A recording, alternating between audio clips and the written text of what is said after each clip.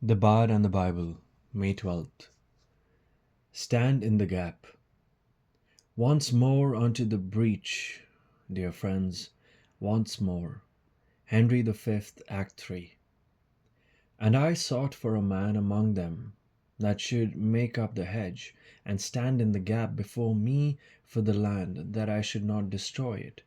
But I found none. Ezekiel 22:30. Henry V begins where Henry IV Part 2 concludes. Henry IV has died. The former Prince Hal inherits a kingdom that is torn and weary from bitter civil wars.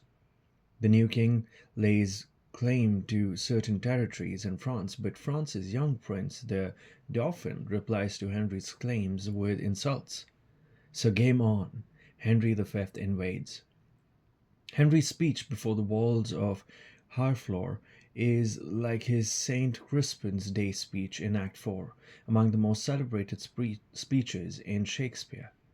In a battle they must win, he urges his troops to make one more attempt, to pour into the space they have made in the city wall. Once more unto the breach, dear friends, once more, he cries.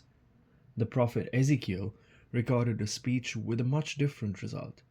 God told his prophet how sinful Jerusalem had become. The prophets and priests were corrupt. The nation's leaders were victimizing the people. God said, I sought for a man among them that should make up the hedge and stand in the gap before me for the land, that I should not destroy it.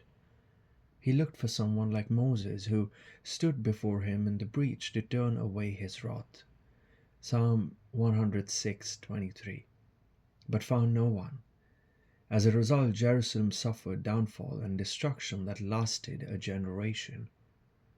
Your nation, city, church, or family may not be as afraid of or as bad as Jerusalem in Jeremiah's day, but you can be that person who stands in the gap to intercede.